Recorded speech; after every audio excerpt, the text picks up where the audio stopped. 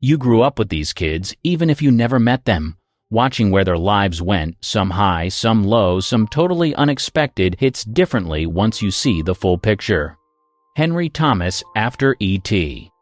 Success came fast, but it didn't stick in the way people expected. Work kept coming after E.T., though the direction shifted. A role in Cloak and Dagger pushed him into a different lane with more action and less wide-eyed innocence. It was early proof he wasn't trying to repeat Elliot. The buzz around him stayed loud, but the path forward wasn't smooth. As the years passed, the transition out of childhood roles got tricky. Projects kept landing, though none carried the kind of weight he'd held as a kid. The tone of his work changed too. The characters felt tougher, the stories darker. A part in Fire with Fire showed the shift. A supporting spot in Legends of the Fall kept his name around, even if it wasn't a breakout. The jobs were steady, not explosive. His personal life started to reshape things. Marriage to actress Kelly Hill came during a stretch of mostly television work. Guest roles, TV, movies, anything that kept things moving without the pressure of huge sets. When the marriage ended, he didn't disappear, he just kept going in his own lane. A small role in Gangs of New York sat in the middle of that period. The production was massive, demanding, and far from the quieter jobs he'd grown used to. It reminded him how intense big studio projects could be. A few years later, life shifted again. He married German actress Marie Zielke, and they welcomed a daughter. Acting slowed down on purpose. Family came first.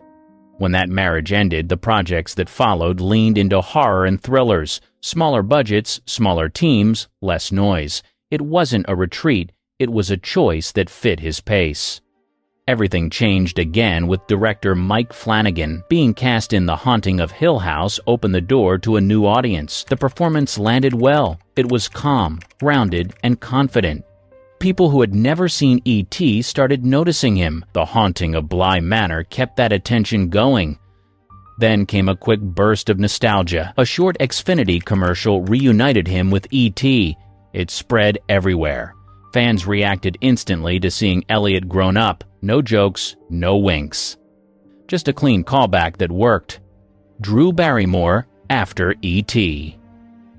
Fame didn't wait for her to grow up. After E.T., she moved straight into heavier material with Firestarter, and the industry pushed her harder than most kids could handle.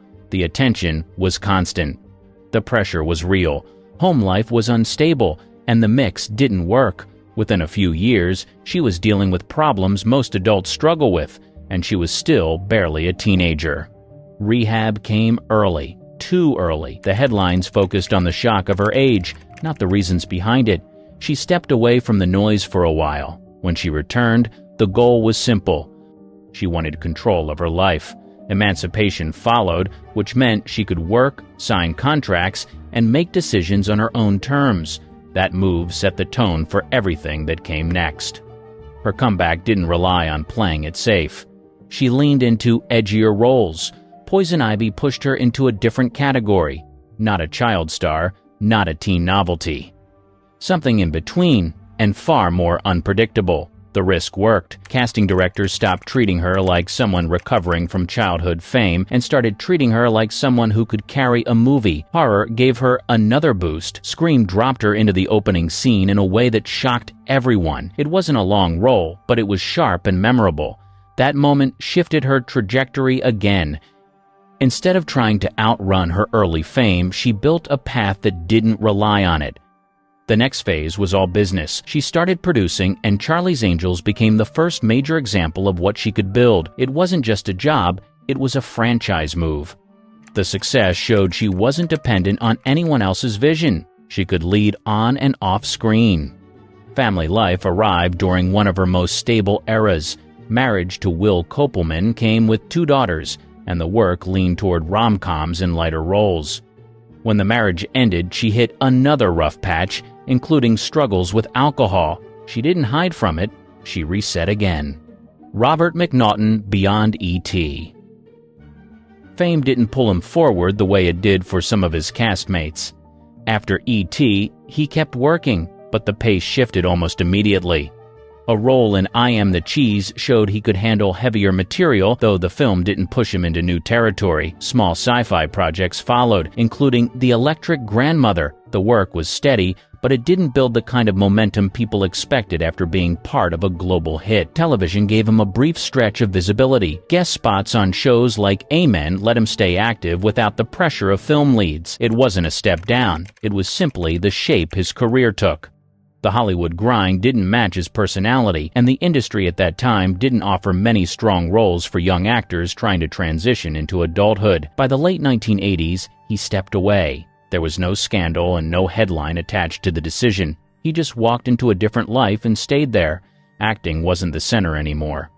He took a job as a mail carrier, built a routine, and stayed far from the spotlight. While other former child actors tried to fight their way back into the business, he didn't feel the need to chase anything. His personal life grew quietly. Marriage to actress Bianca Hunter came later, long after the hype around E.T. had faded. They built a family and kept things low-key. No reality shows. No nostalgia tours, just a private life in Phoenix before eventually relocating to New York. A small shift came in the 2010s. He stepped back in front of the camera for a brief moment. Laugh Killer Laugh, a crime film that also featured his wife, marked his return after decades. He followed it up with a role in Frankenstein vs. the Mummy, which ended up being his final on-screen credit.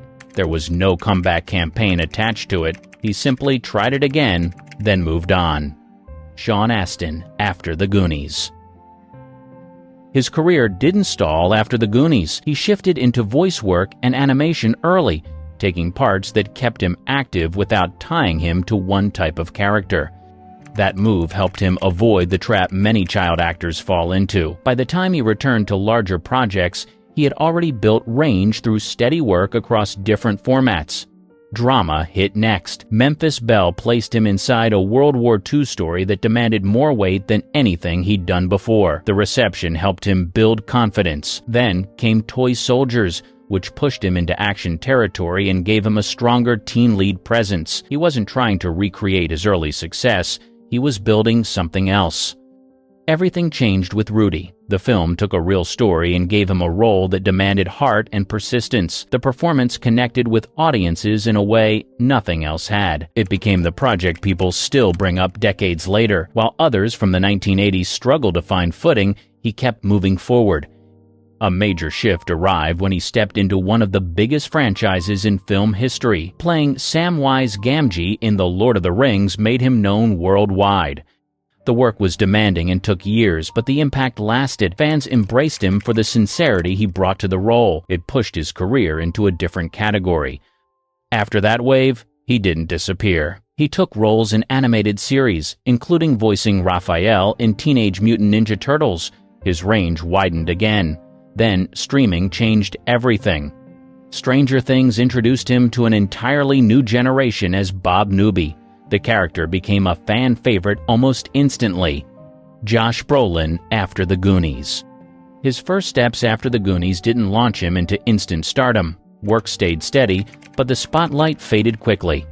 A skating-driven role in Thrashin' kept him visible for a moment. Though the film didn't break out, it did show one thing early. He was willing to take risks, even when the projects were small.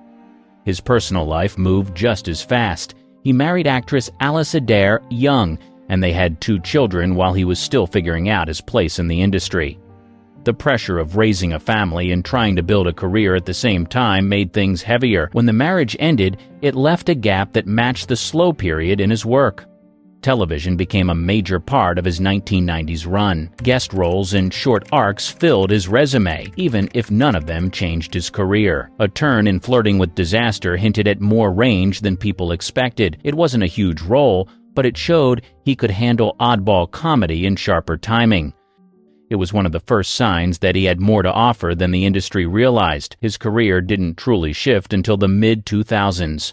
He married Diane Lane during a stretch of indie films and gritty projects. While the marriage gained attention, the work underneath kept building. He wasn't getting flashy roles, but the choices were strategic. When No Country for Old Men arrived, everything flipped. He played a character caught between quiet determination and extreme danger. The film exploded, and so did his career. More acclaim followed with Milk. Critics pointed out the depth he brought to a real political figure. That run established him as one of the strongest actors of his generation. From there, the projects got bigger: Marvel films, major blockbusters, and parts that required a physical presence mixed with emotional restraint. His marriage to Lane ended, and he kept moving forward professionally. Another chapter began when he married Catherine Boyd. They built a family while he balanced some of the largest roles of his life. He became widely known as Thanos, but didn't let the character define him. Jeff Cohen, after the Goonies. His exit from acting was quieter than anyone expected. After playing Chunk in the Goonies, he kept working for a short stretch. Small TV appearances came next, including roles in anthology shows and sitcoms. The charm was still there, but the industry changed fast, and the parts didn't grow with him. As he got older, offers slowed down. It wasn't a dramatic drop. It was more like the roles stopped fitting. Instead of forcing it, he made a decision that most former child actors avoid. He walked away early and completely. College became the next chapter. He headed to UC Berkeley and focused on business, not entertainment. The shift was sharp, but it made sense for him. Instead of trying to revive a fading acting career, he chose to build something new from the ground up. After graduating, he took another leap and enrolled at UCLA School of Law. The move into law changed everything. He didn't abandon entertainment entirely, he just approached it from a different angle. Once he earned his degree, he went straight into the world of entertainment law. That lane fit him far better than auditions ever did. He understood contracts, negotiation, and the business side of Hollywood in a way most actors never get to see. A major step came when he co-founded Cohen Gardner LLP.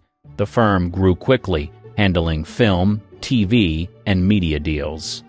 Instead of being on camera, he became the person shaping projects behind the scenes. His clients appreciated that he had lived on both sides of the industry. He knew exactly what performers and creators needed because he had been there as a kid.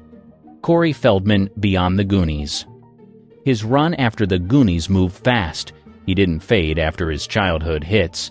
Instead, he stepped into one strong project after another. Stand By Me showed how much range he already had.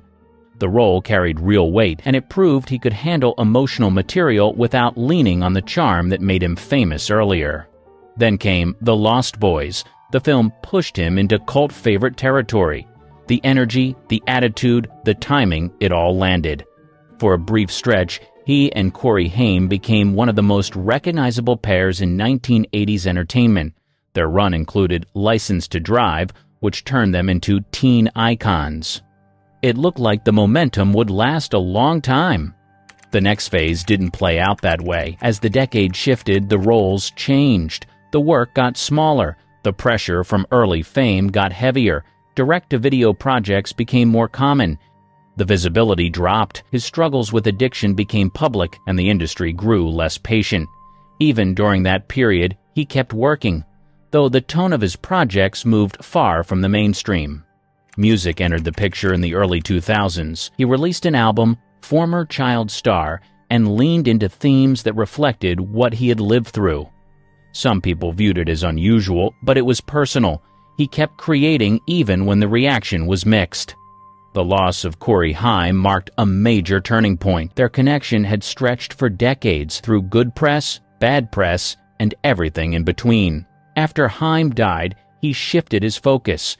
Advocacy work became a major part of his life. He spoke publicly about abuse in the industry, using first-hand experience that he had rarely talked about before. His memoir, Choreography, offered more detail and reshaped how many people saw him. It wasn't polished or softened. It was direct. Later, he released a documentary titled My Truth. It stirred debate but showed how deeply committed he was to confronting the issues he felt had been ignored. Huy Quan, After the Goonies. His career took a sharp turn after his early success. After the Goonies, he picked up a few more acting roles, mostly in television. They were solid parts, but the industry didn't offer many strong characters for young Asian actors at the time. Instead of waiting for opportunities that rarely came, he switched gears. Behind the scenes, work became the next chapter. He trained in martial arts and stunt choreography. and that skill opened doors. He worked on fight sequences, studied camera movement, and spent time learning how productions ran. The work pulled him away from the spotlight but gave him control he hadn't felt before. His technical skills grew quickly. He worked as an assistant director and stunt coordinator on action-heavy projects, including major films like X-Men and The One. These jobs didn't put his name on posters, but they built a foundation. He learned how sets functioned and how different teams created complex scenes. That knowledge stayed with him for years. Everything shifted when he decided to try acting again. Finding Ohana brought him back in front of the camera after decades away. The response was warm, but the real turning point came soon after. The script, For Everything Everywhere All at Once, landed in his hands, and he took the chance. The performance changed everything. His portrayal of Wayman brought emotion, precision, and a mix of humor and vulnerability that connected with audiences around the world. The film exploded, and so did he. The award season that followed became a career high point, with an Academy Award marking a milestone few child actors ever reach in adulthood. The comeback didn't slow down. New offers arrived from studios, streaming platforms, and directors who had rediscovered what he could do. He reunited with Sean Astin on a later project, bringing two former Goonies castmates back into the same orbit in a completely different era of their lives. Martha Plimpton, after the Goonies. Her work after the Goonies moved fast into more serious material. She didn't stay tied to one type of role, and studios noticed the shift quickly. The Mosquito Coast put her into a tense family drama with a strong cast, and she held her own without relying on the comedic timing people associated with her early work. The reception helped push her toward more demanding characters. Another major step came with Shy People. Critics responded to how grounded she was on screen. It wasn't a flashy role, but it carried weight, and she delivered something far removed from her early reputation. Then came Running on Empty, where her performance earned award nominations and attention from both the press and casting directors. She kept the momentum through the end of the decade with Parenthood, a film that mixed humor and heart without slipping into easy cliches. Her timing, emotion, and presence kept her visible during a stretch when many 1980s actors struggled to transition. The 1990s opened a new lane for her. She leaned hard into stage work and quickly earned respect in the theater world. Broadway productions became a major part of her career. The work was consistent and she earned strong reviews. Theater gave her something Hollywood rarely offered: control, depth, and freedom to take risks without worrying about box office numbers. Television entered the picture in the 2000s. Recurring roles on shows like Law & Order, SVU helped widen her audience. Viewers who hadn't followed her earlier career started recognizing her from these steady appearances. She bounced between stage and screen naturally, choosing projects that felt right rather than chasing visibility. Her biggest mainstream moment came in 2010 with Raising Hope. The comedy gave her a lead role that blended all of her strengths: sharp timing, warmth, and a grounded style that felt lived in. The performance earned Emmy nominations and a new wave of fans. Later, she opened up publicly about being diagnosed with ADHD at 50. The news surprised many, but she approached it with honesty and humor. It helped explain why certain parts of her life and work had felt more complicated than they appeared on the surface. Macaulay Culkin, after Home Alone. His rise was unlike anything the other child stars of the era experienced. Home Alone turned him into one of the most recognizable faces on the planet almost overnight. The follow-up films, My Girl, Home Alone 2, and The Good Son showed he wasn't locked into one tone. He shifted between comedy, drama, and darker material with ease. By the time Richie Rich came out, he had worked non-stop for years, and the pace took a toll. Stepping away wasn't dramatic. It was necessary. He retired at 14 after a stretch of exhausting projects and increasing pressure from the people managing his career. At the same time, his parents became locked in a public custody and financial battle that kept his name in the news even when he wasn't working. To move forward, he took legal control of his earnings and separated his finances from his parents. It was one of the biggest decisions of his life.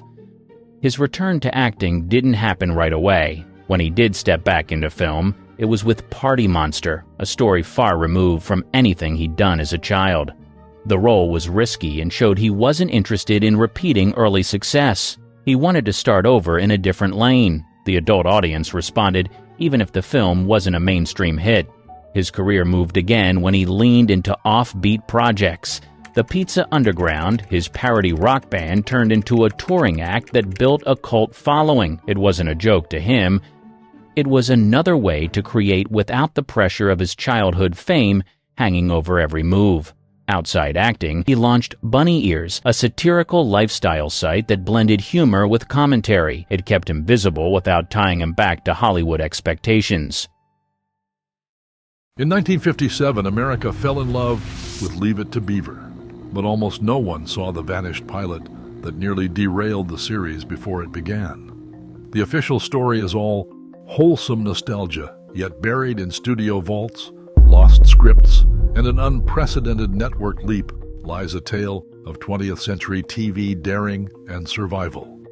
These are 20 shocking secrets that reveal the Cleaver family's world wasn't as simple or as safe as it seemed. So what really happened behind television's most iconic picket fence? On April 23, 1957, an episode titled It's a Small World quietly aired on the anthology series Studio 57. This was not yet Leave It to Beaver, as the world would come to know it. Instead, it was a test run, one with unfamiliar faces in familiar roles. Ward Cleaver, for instance, was played by Max Showalter, credited as Casey Adams, while Wally was portrayed by Paul Sullivan. Only Jerry Mathers, already cast as Beaver, would go on to anchor the series. The script revolved around a simple childhood scheme involving bicycle parts and bottle caps. Yet the chemistry was still in its early stages. After this single broadcast, the pilot vanished from public view. It never entered syndication, never re-aired, and for decades, even die-hard fans doubted its existence. The original film print went missing, its whereabouts unlisted in any studio archive. For years, the pilot became television folklore, a lost artifact from the dawn of suburban sitcoms. Decades later, the mystery unraveled in the most unexpected place, a film vault in Illinois. The print, either a kinescope or original film stock, had survived, tucked away and nearly forgotten. No studio paperwork or deposit records have ever surfaced to explain how it ended up there, or who made the decision to store it rather than destroy it. But the episode was intact, its alternate cast frozen in time. In 1987, the rediscovered pilot was finally broadcast again, this time as a special episode on TBS, with Jerry Mathers and other original cast members introducing the rare find. For the first time, viewers could compare the early version with the series that followed. Later, the pilot appeared as a bonus feature on Universal's 2005 DVD release, allowing a new generation to glimpse the show's origins. The story of It's a Small World is a reminder of how fragile television history can be. Scripts, performances, even entire episodes can slip through the cracks, only to resurface decades later.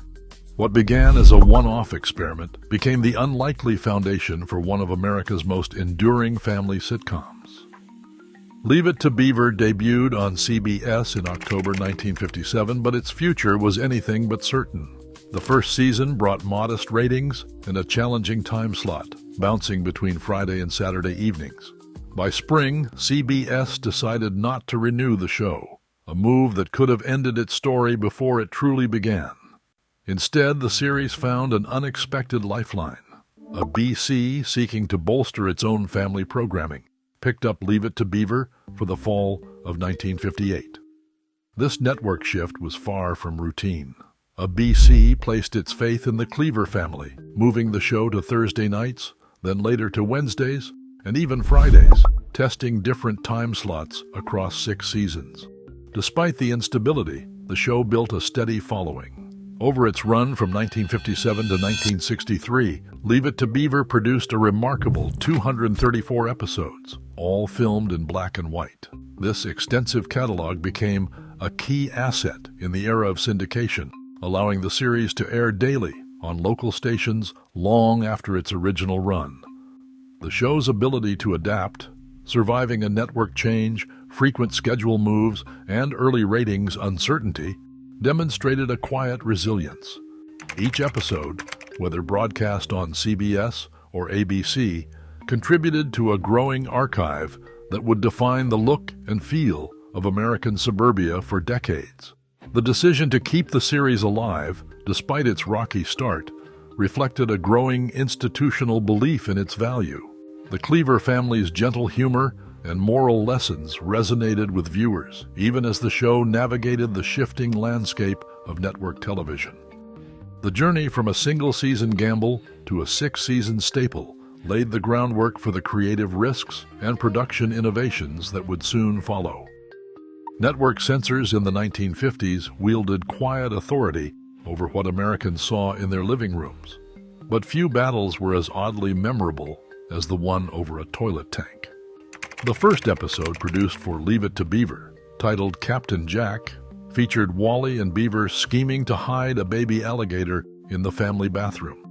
The script called for a scene with the boys opening the lid of a toilet tank, a moment so mundane today yet so forbidden then, it brought production to a standstill. At the time, no American television show had ever displayed a toilet, let alone acknowledged its existence. The Standards and Practices Department at CBS flagged the footage immediately.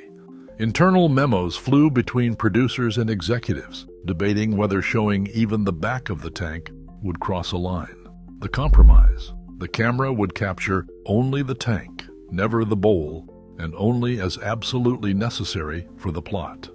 This minor concession still proved too much for some at the network. As a result, Captain Jack, intended as the series premiere, was pulled from the schedule and replaced at the last minute by Beaver Gets Spelled, which aired on October 4, 1957. Captain Jack finally reached audiences 1 week later, on October 11th, after censors relented. The episode's delayed airing became a whispered legend among cast and crew, a reminder of how a single shot of porcelain could upend a network's plans. In the end, the alligator in the tank did more than drive a plot.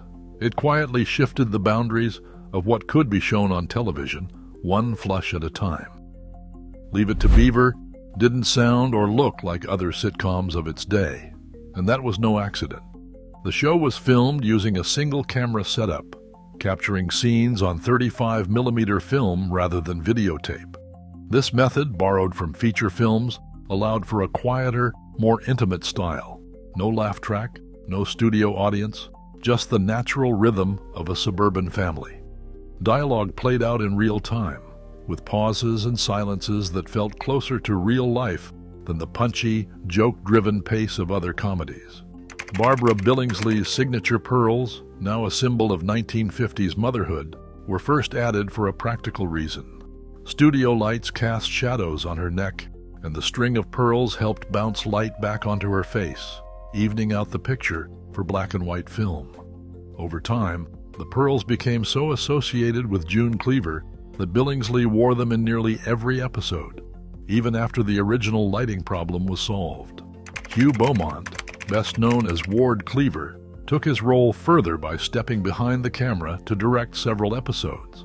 His understanding of the show's gentle, moral tone shaped not just his performance, but the atmosphere on set.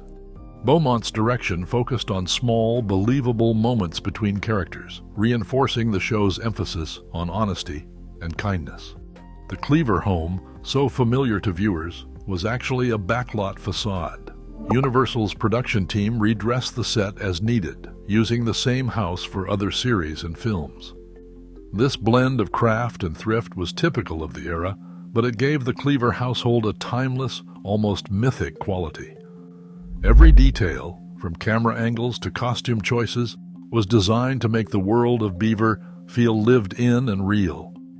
Jerry Mathers was only 8 years old when he walked into the casting office that would change his life.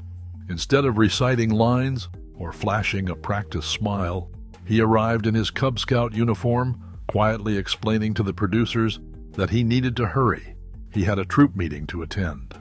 The blunt honesty and matter-of-fact charm caught the casting team off guard. Rather than seeing a rehearsed child actor, they saw the real kid they wanted for Beaver Cleaver. Memos from the Time note how Mather's unfiltered approach set him apart from the hundreds of other hopefuls. He wasn't trying to please anyone, and that, ironically, made him the perfect fit for a character built on innocence and sincerity. Casting for Wally, Beaver's older brother, followed a more traditional route, but even here, the process was shaped by unexpected turns. Tony Dow, who would become the steady, athletic Wally, had little acting experience, but a background as a junior diving champion. His natural confidence and physicality came through in his audition, giving the character a believability that producers knew would resonate with audiences. Dow's athleticism later shaped the scripts, with Wally often taking on the role of the capable, protective sibling. One of the show's most memorable characters, Eddie Haskell, started as an inside joke.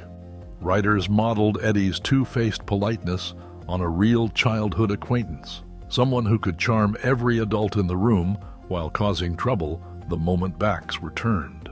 Ken Osmond, who landed the part, leaned into this duality, giving Eddie a sly grin and syrupy voice that became legendary.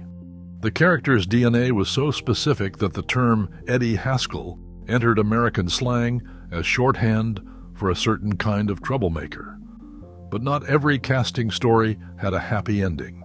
Rusty Stevens, who played Beaver's best friend Larry Mondello, left the series midway through its run. Family circumstances forced the departure, and the writing team was suddenly faced with a gap in Beaver's world. Scripts had to be rewritten and new friends introduced, each one attempting to fill the void left by Larry's exit. Behind the scenes, the writer's room became a workshop in flexibility, finding ways to keep the show's sense of childhood camaraderie alive, despite shifting faces in the cast. These casting choices and adjustments didn't just shape the chemistry on screen, they gave the series its ability to adapt. Whether by accident or careful observation, the people behind Leave It to Beaver found authenticity in the quirks and surprises of real life, turning them into the building blocks of a television classic. Rumors have always swirled around the cast of Leave It to Beaver, sometimes blurring the line between fact and fiction. Jerry Mathers, the face of Beaver Cleaver, became the subject of one of television's most persistent urban legends. For years, stories circulated that Mathers had died in Vietnam. The truth was far less dramatic, but no less honorable. Mathers served in the Air Force Reserve during the late 1960s, stateside, never seeing combat. He returned to civilian life, carrying with him the weight of a rumor that refused to fade, even as he appeared on talk shows and reunion specials to set the record straight. Ken Osmond, known to millions as the scheming Eddie Haskell, left Hollywood behind for a very different kind of service. In 1970, Osmond joined the Los Angeles Police Department, working as a motorcycle officer. His new career quickly tested him in ways the studio never could. In 1980, during a traffic stop in North Hollywood, Osmond was shot 3 times by a suspected car thief. Only his bulletproof vest and a metal badge clipped to his chest saved his life. The incident made headlines, and for a time, Osmond's real-life courage became as talked about as his fictional mischief. He continued to serve on the force until his retirement, quietly upending the expectation that child stars fade into obscurity or scandal. Tony Dow, who played Wally Cleaver, also found his path outside the glare of sitcom fame. In adulthood, Dow turned to sculpture, channeling his creativity into abstract works cast in bronze and wood. His art gained international recognition, with pieces exhibited at the Société Nationale des Beaux-Arts at the Carrousel du Louvre in Paris. Dow's steady hand and quiet focus, first seen on screen, found a new audience in galleries and museums, proving that early fame need not define a lifetime. Barbara Billingsley, forever remembered as June Cleaver, surprised a new generation with a single unforgettable scene in the 1980 comedy Airplane. Clad in pearls and a prim dress, she delivered lines in fluent jive, sending up her wholesome TV persona and earning a place in film history. The cameo became a touchstone for fans who delighted in seeing Billingsley poke fun at her own image decades after the Cleaver kitchen faded to black. Behind the tidy lawns and gentle lessons, the cast lived lives that defied the show's simple, suburban script. Their stories, some tragic, some triumphant, add depth to the legacy of Leave It to Beaver, reminding viewers that the world beyond the soundstage was never quite as predictable as the one on screen. Residual payments for Leave It to Beaver were set long before television reruns became a goldmine. Under 1950s contracts, cast members received a flat fee for the first network repeat, often just an extra day's pay. After that, no matter how many times the show aired in syndication, no further money changed hands. Studios and producers retained nearly all the long-term profits, a business model that left most actors with only modest returns from the show's enduring popularity. Syndication brought Beaver to new generations, but the financial windfall landed elsewhere. By the early 1980s, nostalgia for the Cleaver family was strong enough to spark a revival. In 1983, the original cast reunited for a made-for-TV movie, Still the Beaver. The film's success led to The New Leave It to Beaver, a series that ran first on the Disney Channel and later on TBS. This new chapter allowed Jerry Mathers, Tony Dow, and Ken Osmond to revisit their roles as adults, blending old storylines with contemporary themes. The revival's business model reflected changing times. Contracts now included improved residuals, and cable networks saw value in mining classic brands. For the cast, the return offered both a creative homecoming and a rare chance to benefit from the show's lasting appeal. Studio archives for Leave It to Beaver hold their own mysteries. Despite decades of research, no public record has surfaced documenting the official chain of custody for the original pilot. It's a small world. The Illinois Film Vault where the print was discovered has never been formally identified, and neither Universal nor any predecessor studio has released paperwork explaining how or when the episode was consigned to storage. Requests for production logs, deposit slips, or studio memos related to the pilot's disappearance have yielded no results.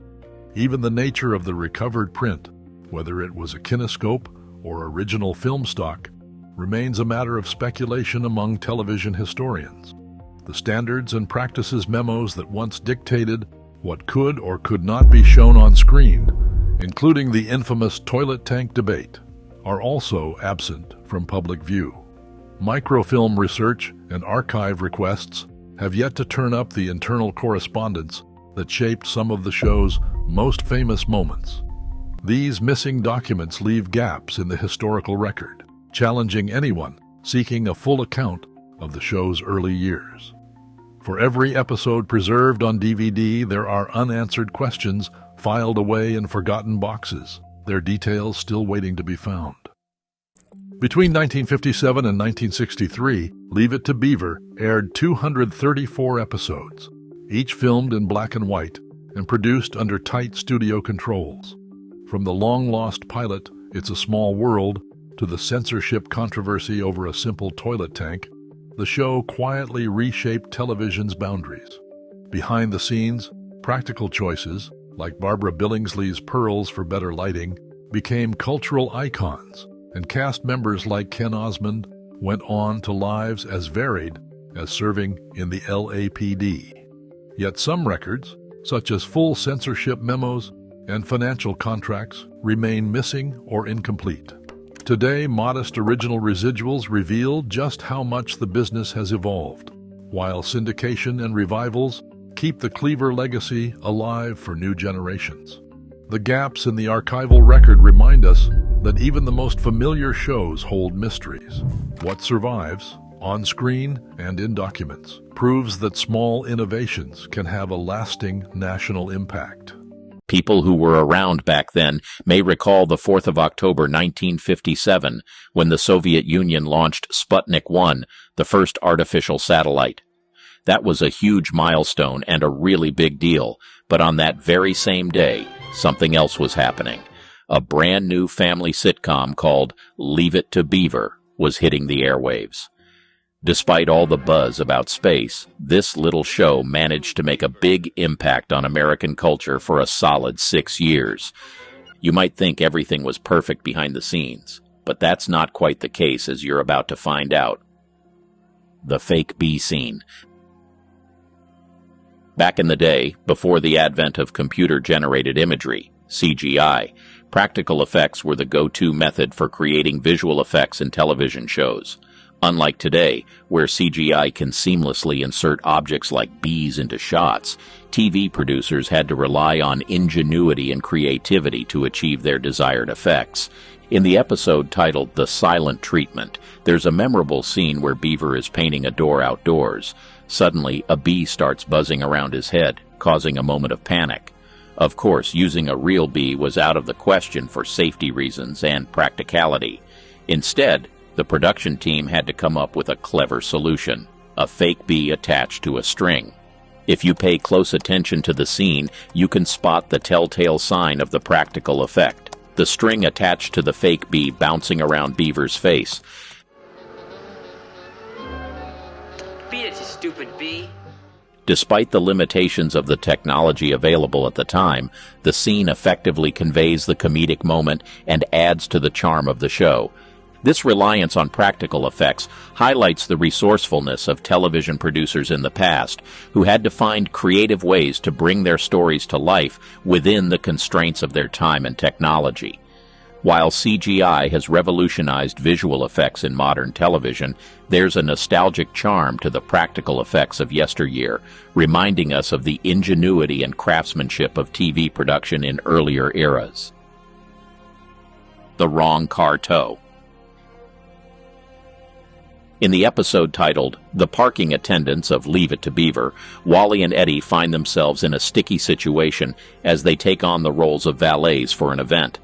As the boys navigate their newfound responsibilities, Eddie makes a critical error. He parks a car, supposedly belonging to Mr. Rutherford, in a tow zone.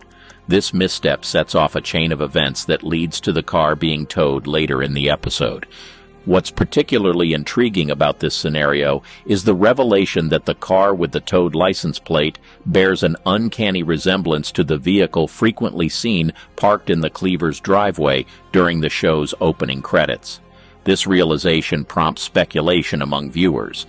Unless there's some off-screen car theft occurring, it appears that the show's creators were hoping audiences wouldn't catch on to the discrepancy.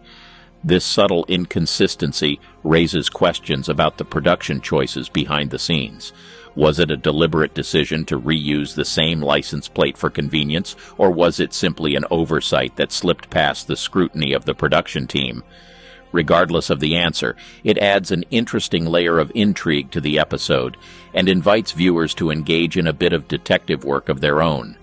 Furthermore, this discrepancy simply shows the valid limitations faced by television productions of the time. With budgetary constraints and technical limitations, TV shows often had to find creative solutions to logistical challenges. In this case, the reuse of the license plate may have been a practical choice to save time and resources, even if it meant sacrificing a bit of continuity. Overall, the curious case of the matching license plates in The Parking Attendants offers a fascinating glimpse into the behind-the-scenes workings of classic television production. Keeping the black and white. Leave It to Beaver embarked on its television journey in the classic era of black and white television, much like many other shows of its time. However, as the late 1950s ushered in the era of color television, some similar family-oriented programs made the switch to color to appear more contemporary. Amidst this technological shift, Leave It to Beaver faced a critical decision, whether to transition to color or remain in black and white. Despite the growing popularity of color TV, the producers opted to stay true to the show's roots and continue filming in black and white. Their decision was rooted in practical considerations. Transitioning to color required substantial financial investment, including expensive cameras, lighting equipment, and alterations to sets and costumes. These additional expenses would significantly inflate the production budget, potentially compromising other essential aspects of the show's quality. Moreover, the producers valued substance over style. They believed that the heart of Leave It to Beaver lay in its compelling scripts and genuine performances rather than flashy visuals. Embracing the classic feel of black and white, they remained committed to preserving the show's unique charm and authenticity. Ultimately, Leave It to Beaver remained in black and white throughout its entire run, defying the trend towards color television. This deliberate choice not only honored the show's nostalgic appeal, but also ensured its enduring legacy as a beloved classic sitcom. The record player mistake. In the episode The Party Spoiler of Leave It to Beaver, Beaver finds himself feeling left out during a party thrown by his brother Wally. In an attempt to inject some excitement into the gathering, Beaver resorts to playing pranks, culminating in a grand finale prank involving an interrupter planted on the record player. The interrupter, ingeniously placed by Beaver in the plug of the record player, is intended to start and stop the music intermittently, effectively sabotaging the dance party. While the concept of the prank is clever and adds a comedic twist to the episode, it also highlights a minor technical inaccuracy that would have likely amused record enthusiasts of the time. In the scene, the music stops and starts abruptly in sync with Beaver's prank, suggesting that the interrupter works by cutting off the power source to the record player. However, this portrayal overlooks a key aspect of record player mechanics from that era. In reality, record players of the time required a brief period for the turntable's belt to adjust and bring the record up to the correct speed after being powered on or off. While the instantaneous effect of the interrupter adds comedic flair to the episode, it does require viewers to suspend their disbelief and overlook the technicalities of record player operation. Real world versus fiction. On the show, it appeared that the producers didn't know how to create a balance with what was real and what was fiction. While on the one hand, they tried to sprinkle some realistic things in the film, other times they made some grave mistakes. Fast forward to 1963 in the episode called The Poor Loser. In one scene, June Cleaver is looking at a calendar in the kitchen, only there's a little oversight. The calendar shows the wrong year. Instead of 1963 when the movie was set, it says 1961. Turns out the folks in charge of props forgot to update it. But that's not the only slip-up in Mayfield Town. Remember Wally and Beaver? Well, at the start of the show, Wally's 12 and Beaver's almost 8, making them 4 years apart. But by the final season, Wally's aged 5 years while Beaver stays the same age at 14. Something's not adding up there, right? It seems like there was a little mix-up with the calendar, throwing off the Cleaver boys' ages. But let's not forget about Eddie. In another episode, he tries to sound all smart, talking about this book called 2 Years Before Charles Dana Wrote the Mast. I wonder if you're familiar with 2 Years Before the Mast. It's a book by Charles Dana. The only problem? He got the name half wrong. The book was written by Richard Henry Dana Jr., contrary to what he called it. But in the end, these little slip-ups just make the show even more interesting. Despite its perfect suburban setting, Leave It to Beaver always managed to throw in some real-life quirks. Turns out, the folks who wrote the scripts, Joe Connolly and Bob Mosher, got a lot of their ideas from their own childhoods. And even Barbara Billingsley, who played June Cleaver, sometimes gave advice based on her own experience raising kids. Another thing most fans may not realize is that the guy who played Ward Cleaver, Hugh Beaumont, wasn't just an actor. He was a real minister in the Methodist Church.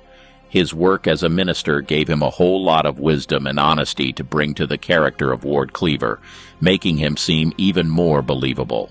There's no doubt that in the behind-the-scenes of Leave It to Beaver, there were bloopers, mix-ups, and real-life inspirations that made the show what it was. While these mistakes seem horrible, it didn't do much to destroy the veracity of the show, and that's a good thing, but there is more coming. And this one has to do with the name of the show. Confusion, with name of show. When it came to picking the main actors for a famous show like Leave It to Beaver, it was a big deal. They needed to find kids who could act like regular American boys in a genuine and friendly way. One of the kids who caught the eye of the producers was Jerry Mathers. When young Jerry tried out for the part of Theodore Beaver Cleaver, he really impressed the people in charge. He seemed really honest and true to himself. Jerry was more worried about getting to his Cub Scout meeting on time than about the audition. He even wore his Cub Scout uniform to the audition to make sure he could go straight to the meeting afterward. This honesty and commitment to his role helped Jerry become the famous Beaver Cleaver. He won over the viewers with his real acting of childhood innocence. When asked about his uniform, Jerry calmly explained that he might be late for his scouting meeting if the audition took too long. He seemed more excited about attending the meeting than getting the acting part. But it was exactly this honest charm, innocence, and honesty that made the people in charge realize they had found the perfect young actor for the role of Beaver. Jerry's honesty and genuine nature were the perfect representation of childhood. He didn't try to impress the adults or act fake. He was just being himself, and that's exactly what the role needed. But that's not all. While the folks behind the scenes were trying to come up with a name for the new TV show, they had lots of ideas. Leave It to Beaver wasn't always the first choice. At first, the creators, Joe Connolly and Bob Mosher, thought about calling it Wall-E and the Beaver. This name focused on the two Cleaver brothers, with Wall-E being the older one and the Beaver being the younger one who's naughty but cute. But when the first episode aired on TV, everyone loved Jerry Mathers playing the Beaver. His funny and innocent character became the show's heart, so they stuck with Leave It to Beaver as the name. When they saw how people reacted to the first episode, the producers realized that the main character, Beaver, was the show's real star. The name Wall-E and the Beaver didn't feel right anymore because Beaver was becoming the most important character. They needed a new name that showed Beaver was the star and that the show was all about his fun, funny adventures. So after trying out a few options, they decided on Leave It to Beaver, which showed the funny side of the show that was yet to come. Before it became its own show, the first episode of Leave It to Beaver was shown on TV as part of a series called Hind Studio 57. These kinds of shows usually have a different story and characters in each episode, like The Twilight Zone or Alfred Hitchcock Presents. In the summer of 1957, Hind Studio 57 aired many pilot episodes of possible new shows to see which ones people liked. Leave It to Beaver's first episode, It's a Small World, was one of these trial episodes, shown on April 23, 1957. Back then, the Cleaver family in the town of Mayfield was just another idea for a TV show among many others on Studio 57. The pilot introduced viewers to the Cleaver family, including young actors Jerry Mathers and Tony Dow. While the main idea of the show was similar to what Leave It to Beaver later became, there were some differences. The name It's a Small World hinted at seeing small-town life through a child's eyes, but the characters and their relationships weren't fully developed yet. Even Harry Shearer, who became famous on The Simpsons, had a small part in the pilot. After the pilot aired, TV executives decided Beaver's adventures were worth turning into a full series, and the rest is history. So, while today we know Leave It to Beaver as its own show, it actually started as a short episode on Hind Studio 57. TV producers could see its potential from the beginning. Barbara's attempt at being taller. Barbara Billingsley, known for her role as the perfect TV mom, June Cleaver, on Leave It to Beaver, always had a polished appearance. Her neat dresses, pearl necklaces, and impeccably styled hair represented the typical suburban mom of the 1950s. However, her fashion choices served a practical purpose too. As the show progressed over its 6 seasons, Barbara faced a dilemma. Her on-screen sons, Jerry Mathers and Tony Dow, were growing taller. She didn't want to appear shorter than them on camera as they got bigger. To address this, Barbara started wearing higher heels. Instead of trying to hide their growth, which wouldn't look authentic, she cleverly used fashion to maintain her height advantage. By opting for tall heels, she maintained the appearance of a mom, even as her TV sons grew up. Sometimes Barbara also stood on a small platform to gain a few extra inches. However, it was mostly her choice of high heels that kept her looking taller than her co-stars. This smart fashion decision ensured continuity in the family dynamic on screen, maintaining the believability of their relationships throughout the show. Also, a lot of fans of the show may have missed this. The toilet scene. Back in 1957, television was a different landscape, and certain topics were considered taboo. One such topic was the depiction of toilets on TV screens. It was seen as rude and inappropriate, something that just wasn't done. However, in the second episode of Leave It to Beaver titled Captain Jack, the show challenged this norm in a groundbreaking way. Wall-E and Beaver found themselves in a humorous dilemma when they unexpectedly acquired an alligator and needed to find a place to hide it. In their youthful ingenuity, they settled on the most unconventional hiding spot, the toilet tank. At the time, this solution might seem odd, but it was a testament to the creative storytelling of the show. However, including a toilet scene wasn't without its challenges. CBS, the TV network airing the show, was initially hesitant about showcasing such a scene. They were concerned about the potential backlash from viewers. The show's creators, though, argued that there was no other practical place to hide the alligator within the context of the story. After some negotiation, CBS reluctantly agreed to allow the scene, but with certain conditions. They agreed to show the toilet tank, but made it clear that the bowl itself should not be visible.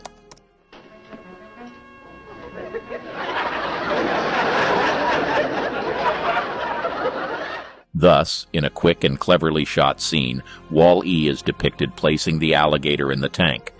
While only the top half of the toilet was shown, it marked a significant departure from the norms of television at the time. Leave It to Beaver's bold move paid off, as it became the first show to feature an actual toilet on TV, albeit partially. This moment was groundbreaking, opening the door for more lighthearted bathroom-related humor and scenes in television shows to come. It paved the way for the toilet humor that we often see and enjoy in shows today, demonstrating the show's lasting impact on television culture.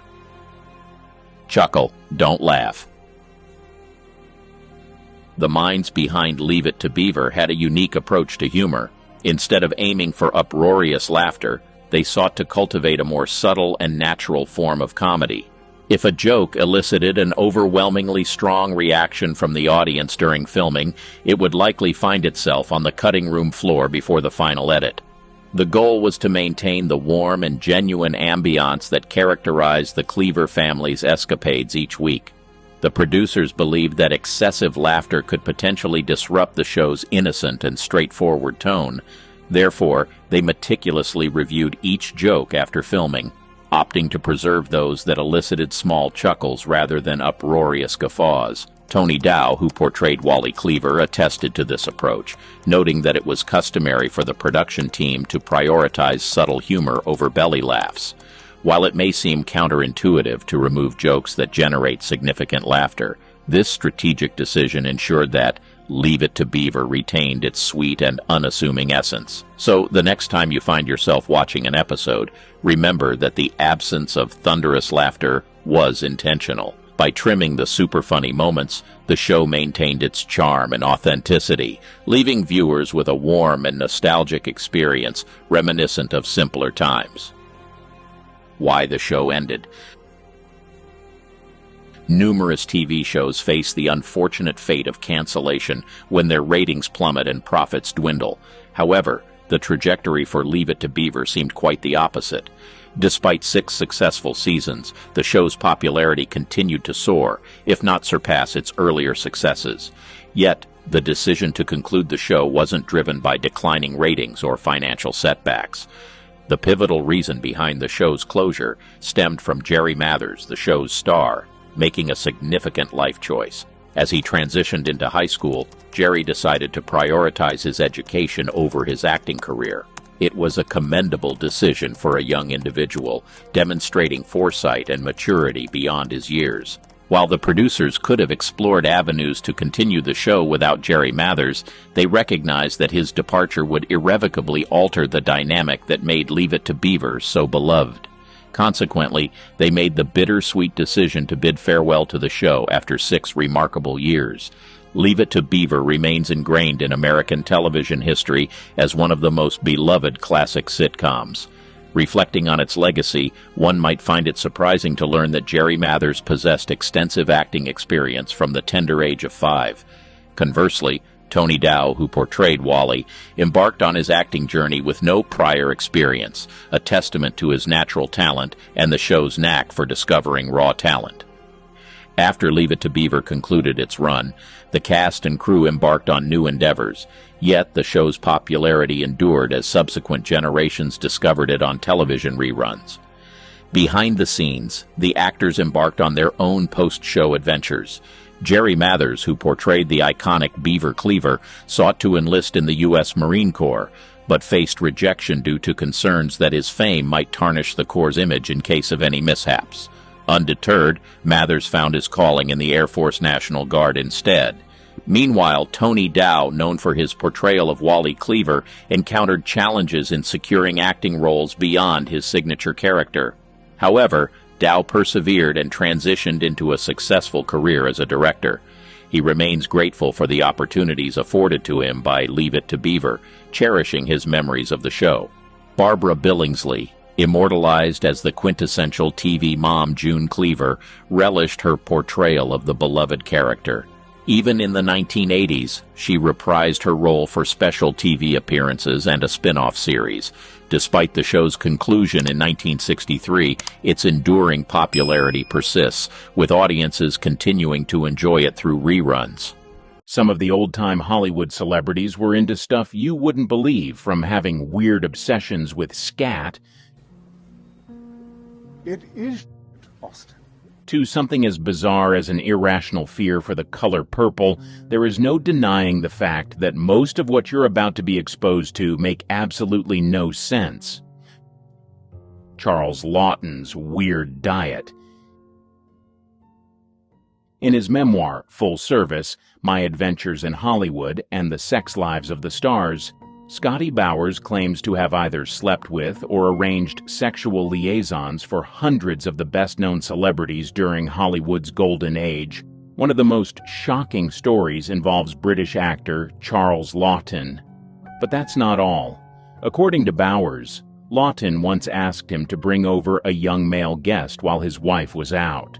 When Bowers and the young man arrived, Laughton began making a sandwich.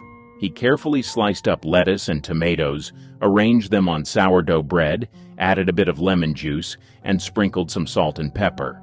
This is where it gets interesting. After a few minutes of prep work, Laughton took the bread slices in one hand, picked up a pot with the other, and asked the young man to follow him into the bathroom. But what happened next will shock you. Here's what Bowers describes. Charles was the first to return. He put the plate with the bread slices on the kitchen table. I could see that the lettuce and tomatoes had been lightly smeared with a light brown substance. Seconds later, Ted appeared in the kitchen. His erection was gone, and he was looking decidedly sheepish, perhaps even a trifle embarrassed. I stared at him curiously, and he pulled a face, hoping that Charles wouldn't notice. He pointed at the bread slices on the plate and then lightly patted his backside. And then, believe it or not, Laughton ate the sandwich. Ronald Reagan's obsession with young virgins. Ronald Reagan is often remembered more for his political career than his time in Hollywood, but back in the 1940s and 50s he was one of Tinseltown's leading men. But that's not all. One of the most cringe-inducing rumors about Reagan's Hollywood days comes from his co-star in the 1950 drama Louisa, Piper Laurie. She claims that the future GOP icon took her virginity when he was 39 years old, and she was just 18. But what happened next will shock you. In her memoir, Laurie writes that Reagan first seduced her on the set of their film Louisa, where he played her father. At first, Reagan seemed like a true gentleman. He even asked Laurie's mother for permission to take her on a date. Sounds charming, right? But instead of the glamorous evening Laurie had imagined, Reagan took both her and her mother to his house, where he cooked hamburger steak and salad. This is where it gets interesting. After dinner, things took a strange turn. Reagan led Laurie back to the bedroom. According to her, the actor was an insensitive show-off in bed. He bragged about how long he'd been erect, 40 whole minutes, and how much his condom had cost. But that's not all. Laurie also recounts that Reagan was far from a considerate lover. Not only did he fail to pleasure her, but when she mentioned her lack of an orgasm, his response was harsh and critical. According to her, he said, "There's something wrong with you that you should fix." Howard Hughes's extreme obsession with hygiene. Howard Hughes, the brilliant yet enigmatic tycoon, had a mind that worked in extraordinary ways. His achievements in aviation, film, and business were nothing short of legendary.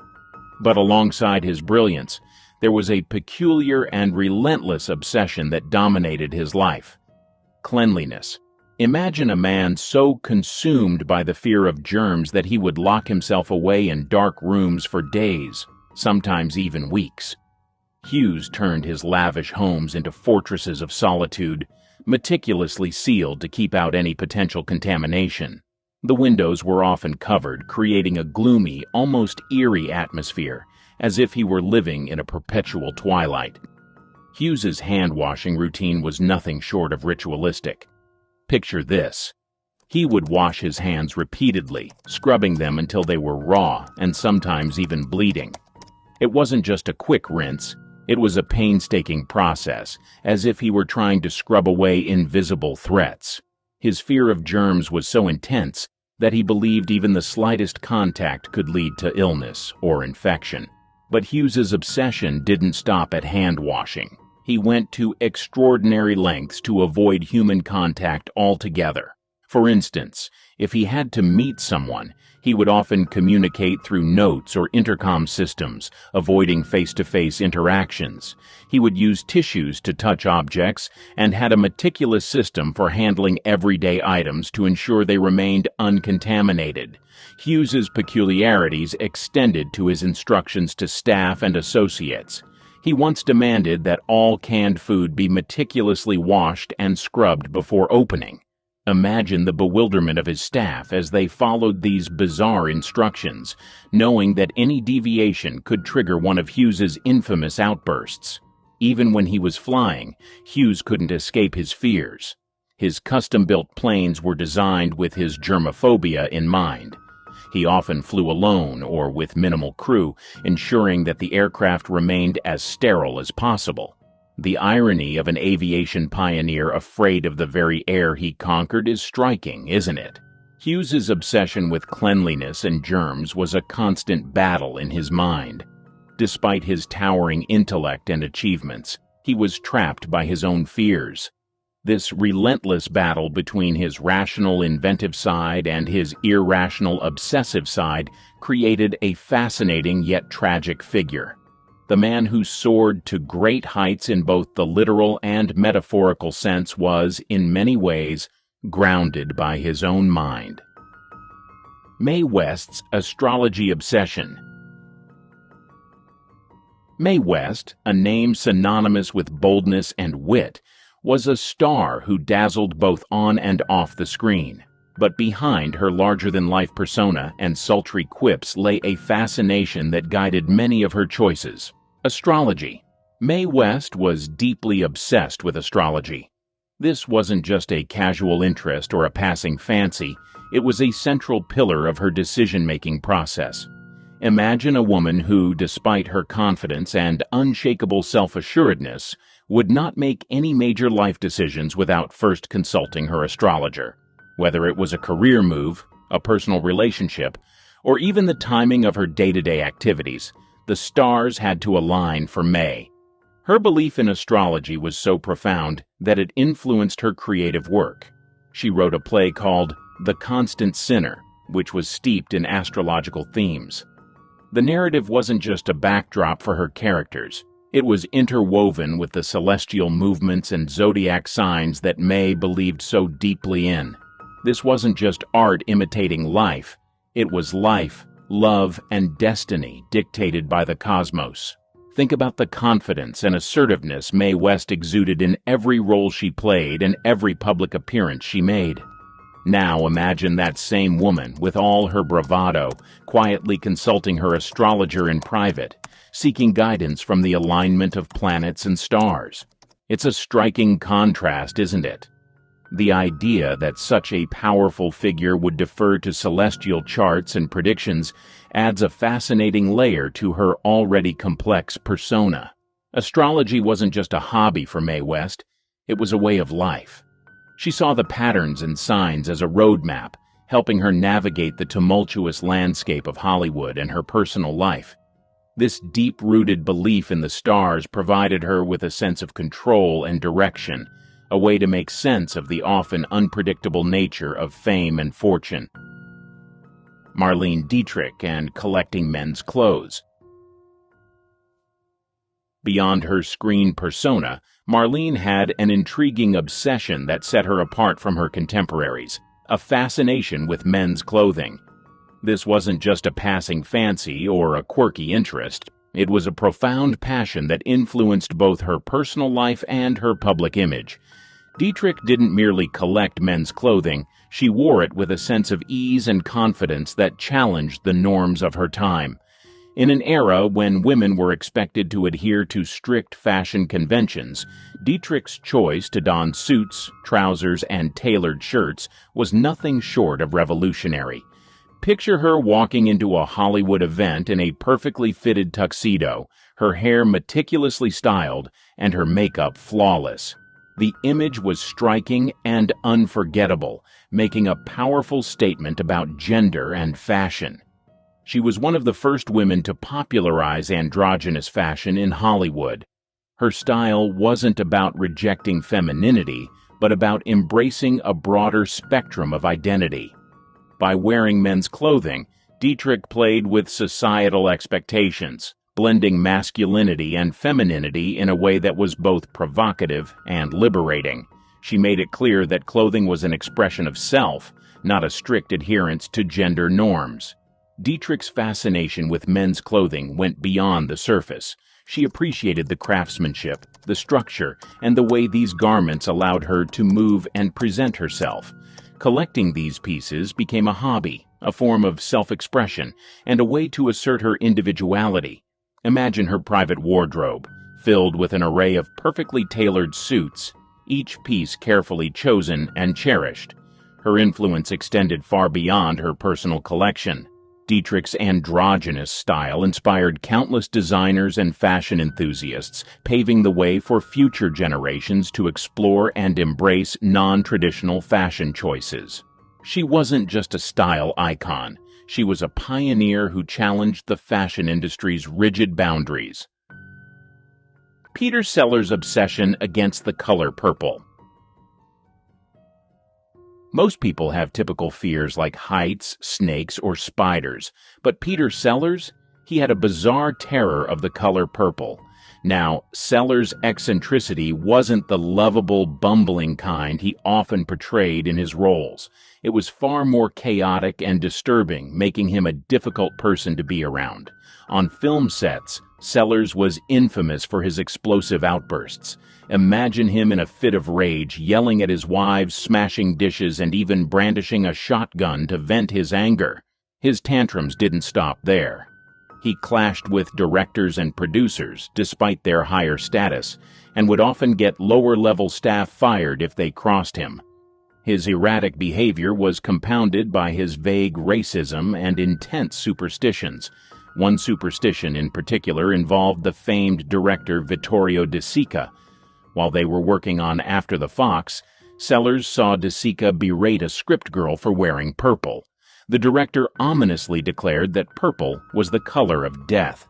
This statement profoundly impacted Sellers, who became convinced that the color purple could kill. From then on, Sellers' fear of purple dominated his actions. Any time he encountered the color, he'd fly into a panic, throwing tantrums and insisting it be removed. This irrational fear added yet another layer of unpredictability to an already volatile personality, making life around him a constant challenge. Charlie Chaplin's obsession with younger women. Charlie Chaplin, the legendary actor, filmmaker, and comedian, known for his iconic character, the Little Tramp, also had a much darker side to his personal life. Beyond the silver screen, Chaplin's relationships were the subject of much controversy, largely due to his well-known obsession with very young women. This fixation shaped his personal and professional life in ways that continue to spark debate. Chaplin's first marriage was to Mildred Harris in 1918, when he was 29 and she was just 16. Their relationship began when Harris was only 15, highlighting the significant age difference and Chaplin's preference for much younger partners. The marriage was short-lived, lasting only 2 years, but it set a precedent for Chaplin's future romantic endeavors. Following his divorce from Harris, Chaplin embarked on a series of relationships with teenage girls. His second marriage was to Lita Gray, who was 16 when they started their relationship and 18 when they married in 1924. Chaplin was 35 at the time. Their union was fraught with difficulties from the start. Gray's youth and inexperience clashed with Chaplin's controlling nature, leading to a tumultuous relationship that ended in a highly publicized and acrimonious divorce. The divorce proceedings revealed many sordid details about Chaplin's behavior, further cementing his controversial reputation. Despite the scandal, Chaplin continued to pursue young women. His third marriage was to Paulette Goddard, a rising star in Hollywood, who was 21 when they met, and Chaplin was 47. Though their marriage was kept relatively private and the age gap was not as stark as in his previous relationships, the pattern of significant age differences persisted. Chaplin's fourth and final marriage was to Una O'Neill, the daughter of playwright Eugene O'Neill. Una was just 18 when she married Chaplin, who was 54 at the time.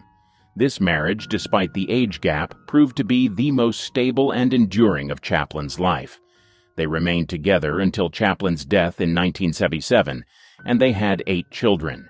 Una's unwavering support and devotion seemed to bring Chaplin a semblance of the stability that had eluded him in his previous relationships. His preference for young women was not limited to his marriages. He was known to have numerous relationships with teenage girls throughout his life, often starting when the girls were still minors. This behavior, while not uncommon in the early 20th century, drew significant criticism and legal challenges.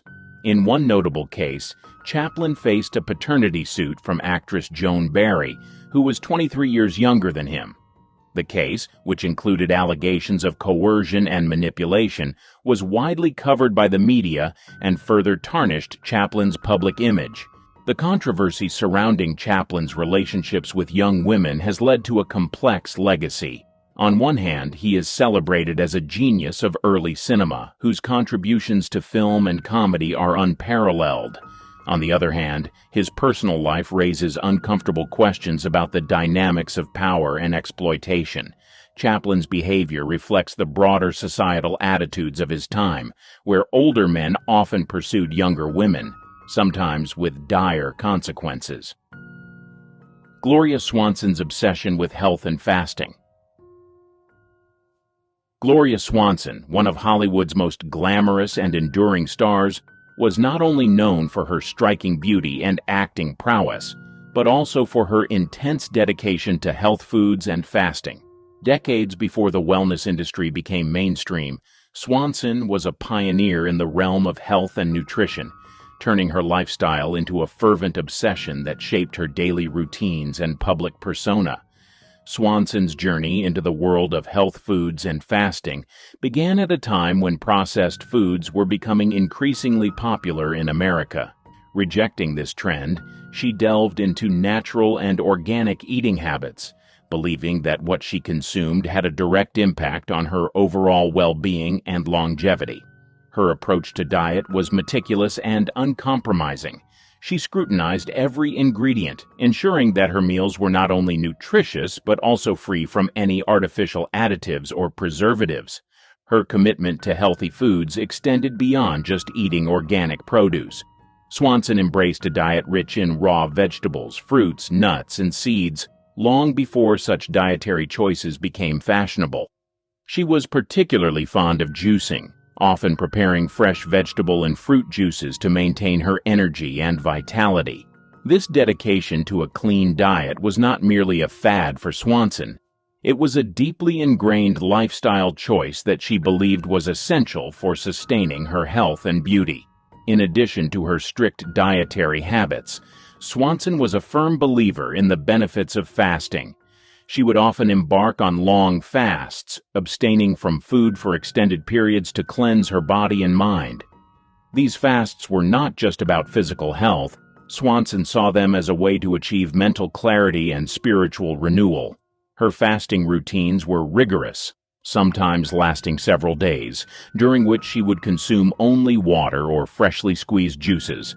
This practice was unconventional and even controversial at the time, but Swanson was unwavering in her belief in its benefits.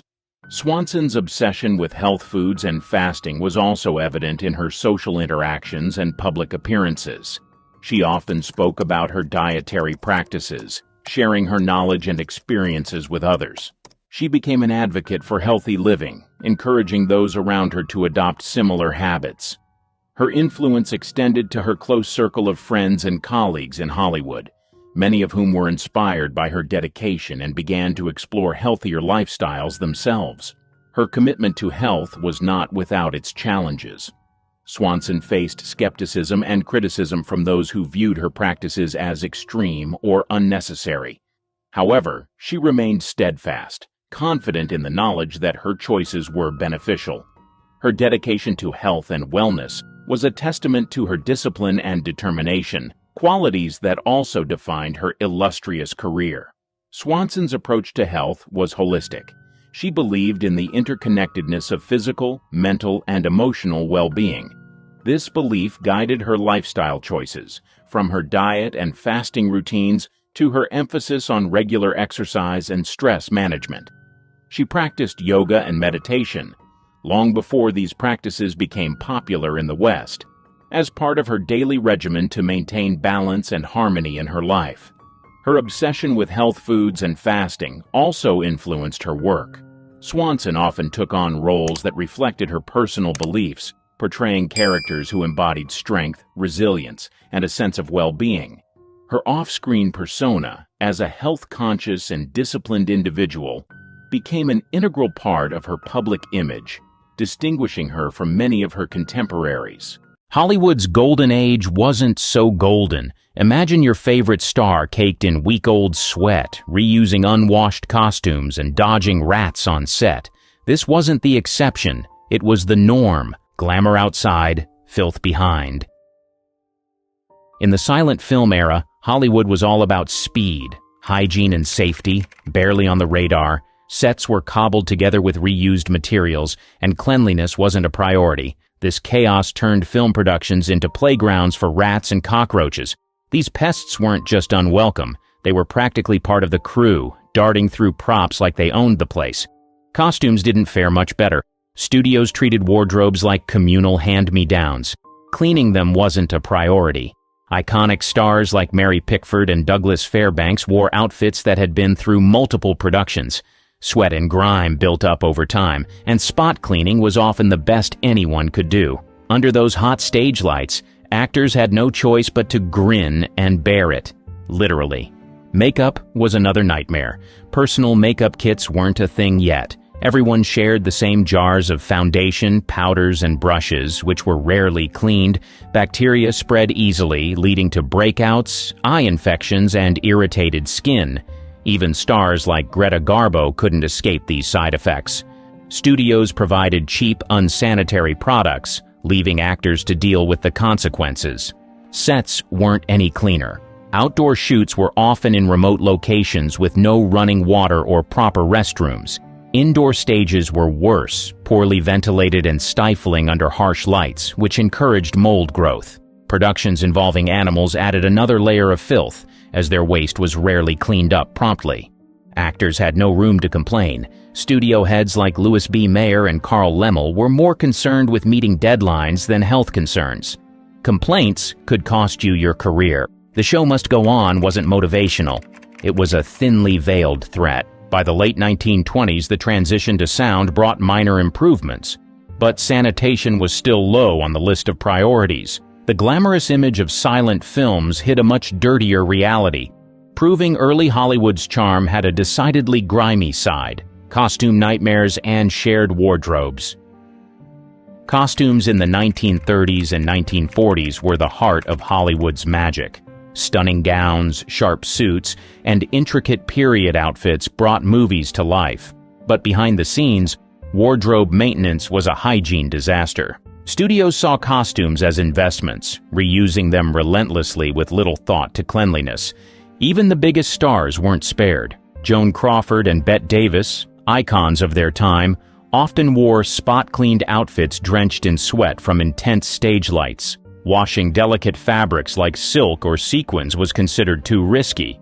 Instead, costumes were steamed and sprayed with perfume to mask odors. This quick fix didn't remove bacteria, leaving actors stuck in musty, uncomfortable clothing. Extras had it worse. Historical epics like Gone with the Wind, 1939, required layers of elaborate costumes, corsets, petticoats, and military uniforms. These pieces were shared across productions and rarely cleaned. During Gone with the Wind, many extras suffered rashes and itching from unwashed undergarments. Studios brushed off complaints, showing how little they cared for the comfort of lower-tier workers. Animal costumes and furs were another nightmare. Popular in historical and fantasy films, they soaked up sweat and grime during long shoots. Washing them wasn't an option without ruining the material, so they turned into breeding grounds for bacteria. Actors wearing these costumes often described the smell as unbearable. Studios predictably ignored the complaints.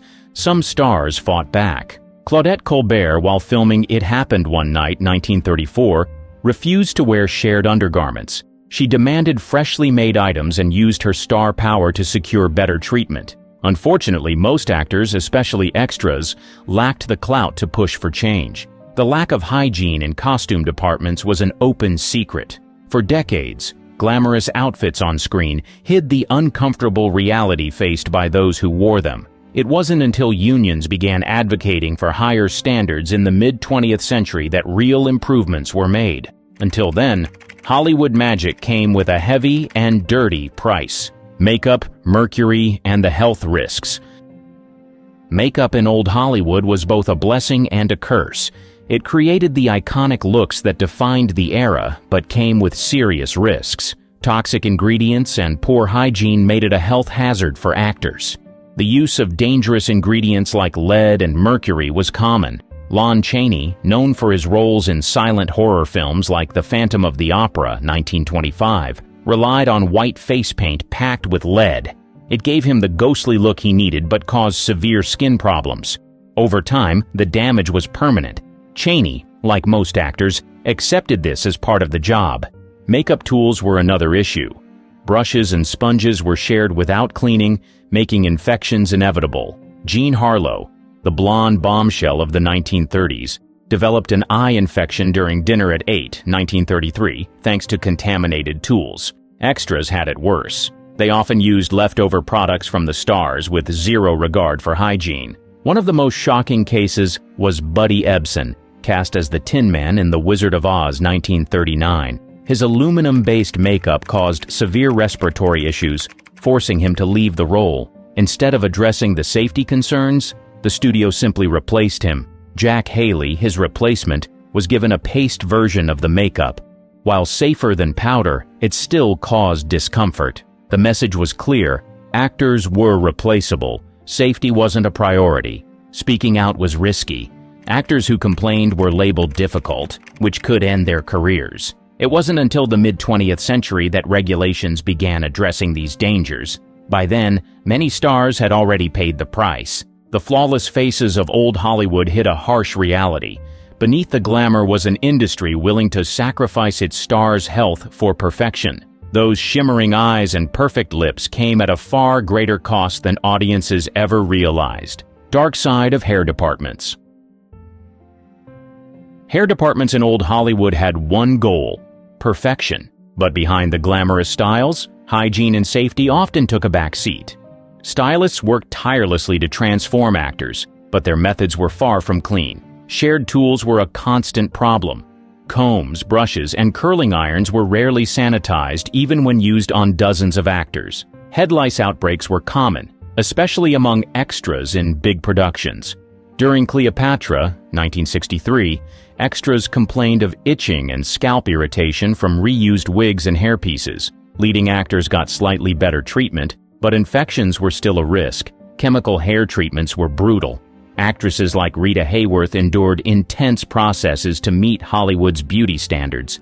Hayworth's signature red hair required frequent bleaching, leaving her scalp raw and her hair brittle. She later admitted it was painful, but felt it was necessary to keep her career alive.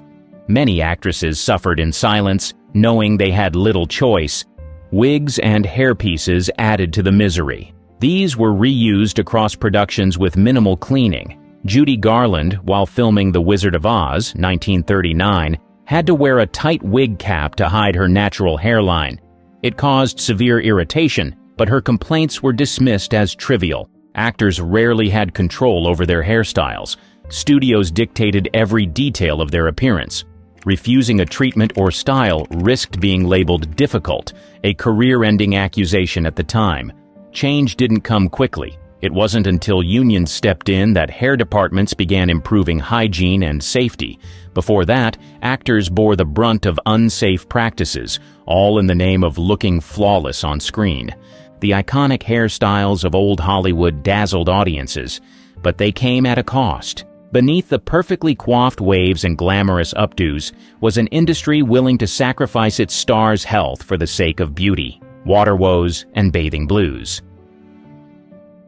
In early Hollywood, basic hygiene was a luxury, especially during outdoor shoots. Clean water and proper facilities were often ignored in the rush to finish productions. Cast and crew endured uncomfortable and unsanitary conditions, though these hardships were rarely acknowledged publicly. One infamous example was the filming of Ben-Hur, 1925. Shot in the sweltering Italian desert, actors and extras spent days in heavy, unwashed costumes under relentless heat. With no proper bathing facilities, sweat and dirt built up quickly.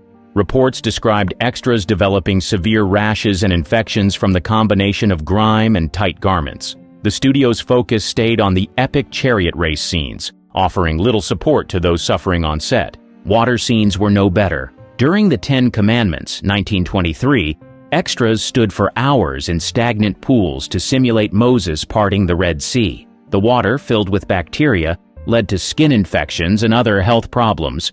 Studios brushed off complaints, prioritizing dramatic visuals over worker safety. With no access to showers, actors and crew improvised. Perfumes and powders became survival tools, especially for actresses expected to look glamorous at all times. Carole Lombard, a 1930s star, was known to carry scented powders in her bag to combat the effects of long, sweaty days. Unfortunately, these quick fixes barely masked the discomfort. The lack of clean water wasn't just gross, it was dangerous. Illnesses spread rapidly on crowded sets, with stomach bugs and skin infections becoming routine. Studios rarely addressed these outbreaks, leaving workers to manage on their own. Even into the 1940s, hygiene on outdoor shoots remained an afterthought. Profit and efficiency always came first. It wasn't until unions fought for better standards that portable restrooms and water stations became standard. By then, countless actors and extras had already suffered for the sake of Hollywood's grand illusions. Plight of extras and background. Extras in early Hollywood had it rough. While stars enjoyed some level of comfort, background actors were treated as disposable. These workers were essential for grand spectacles like historical epics, but faced the harshest conditions. Hygiene standards? Non-existent. Studios didn't care about their well-being. Films like Quo Vadis 1951 and Ben-Hur 1959 relied on thousands of extras. These extras spent hours crammed into poorly ventilated holding areas, often without proper restrooms or water. On Ben-Hur, reports described extras collapsing from heat exhaustion. Heavy costumes, long hours, and scorching sun made it unbearable. The studio's response? Push through to stay on schedule. The set of Spartacus, 1960, wasn't any better. Extras endured grueling shifts under blazing lights with few breaks. Clean water? Rare. Meals? Sure, but no way to wash hands before eating. Food poisoning outbreaks were common. Complaints went ignored, as deadlines always came first. Then there was the 10 Commandments, 1956. Extras playing Israelites walked barefoot across burning desert sand. Burns and blisters were inevitable, but no relief was provided. When extras protested, they were told to keep working or leave. Studios made it clear. Extras were replaceable. The inequality didn't stop there. Wardrobe departments handed extras old, unwashed costumes, while stars received fresh, tailored outfits. Makeup and hairstyling were reserved for lead actors. Extras were left to fend for themselves, highlighting the stark divide between the stars and the background players. The public never saw these struggles. Studios carefully maintained Hollywood's glamorous image, ensuring the realities faced by extras stayed hidden. It wasn't until unions stepped in during the mid-20th century that conditions improved. Extras finally gained access to clean facilities, fair treatment, and basic protections. Despite their invisibility, extras were the backbone of Hollywood's biggest productions. They filled the screens and brought epic stories to life, often at great personal cost. Pest problems on set. Pests were an ongoing nightmare on early Hollywood sets. Studios spared no expense on elaborate sets and big-budget films, but skimped on cleanliness. Rats, cockroaches, and fleas thrived, turning sets into breeding grounds for discomfort and disease. Animal-heavy productions were the worst offenders. The Big Trail, 1930, with its many livestock scenes, faced constant sanitation issues. Horses and oxen left waste everywhere, attracting flies and rodents. Cleaning crews couldn't keep up, leaving cast and crew to endure the stench and pests. Actors often worked uncomfortably close to these unsanitary conditions. Mutiny on the Bounty, 1935, was another pest-filled production. Filmed on a replica ship, the set became overrun with rats. Actors joked about their furry co-stars, but the humor wore thin when the rodents began contaminating food supplies. Their constant scurrying made scenes difficult to film and added an extra layer of frustration to an already challenging shoot. Indoor sets weren't safe either. Studios like Warner Brothers often battled cockroach infestations, especially in wardrobe storage areas. Costumes, left hanging for months between productions, became pest hotels. More than one actor found an unwelcome critter in their clothes right before filming. Fleas were another issue, especially in historical epics. Wool costumes combined with animals created the perfect storm.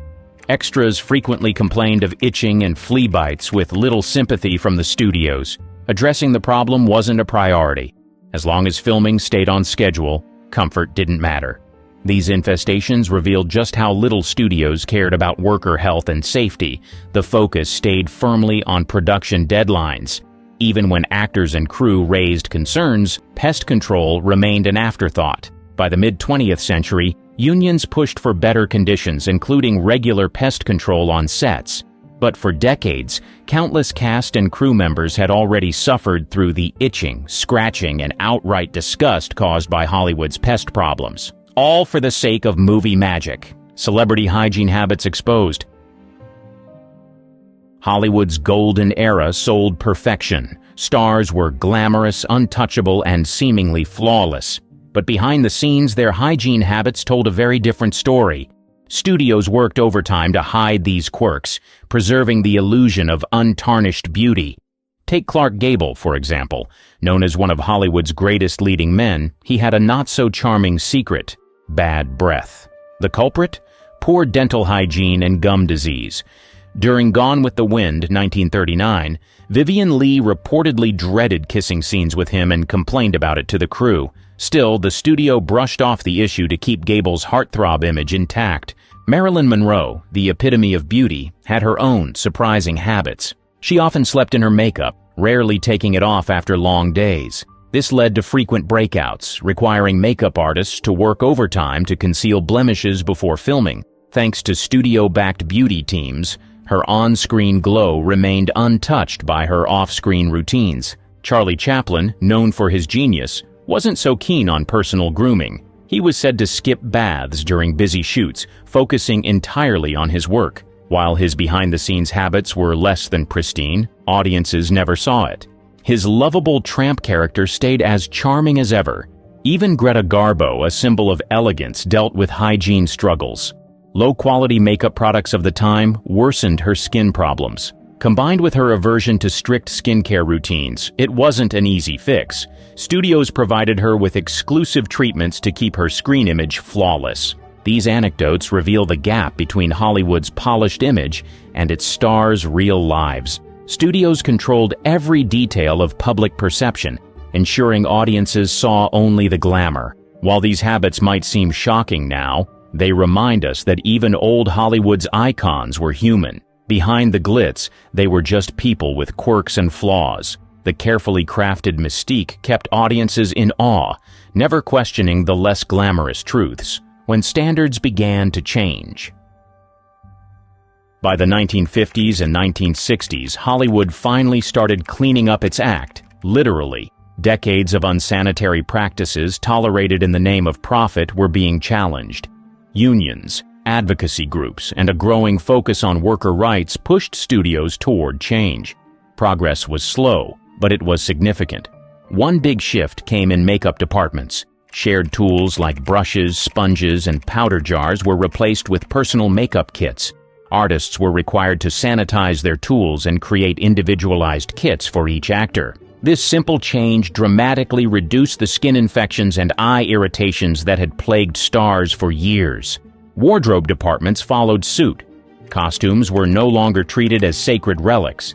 Studios began using fabrics that could withstand regular cleaning. Disposable undergarments became standard, sparing actors the awkwardness of sharing intimate garments. Stars like Audrey Hepburn and Elizabeth Taylor used their influence to demand these upgrades, helping set a new standard for hygiene.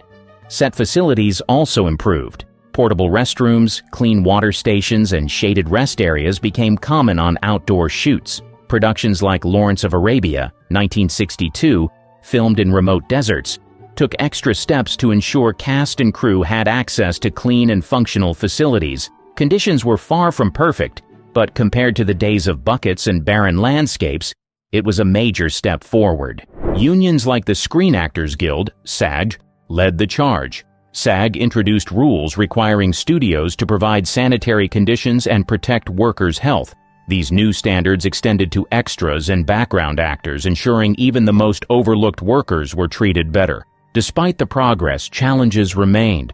Pests, illnesses, and grueling hours still tested cast and crew, but Hollywood had come a long way from its early days of filth and neglect. The reforms of the mid-20th century laid the groundwork for a cleaner, safer industry.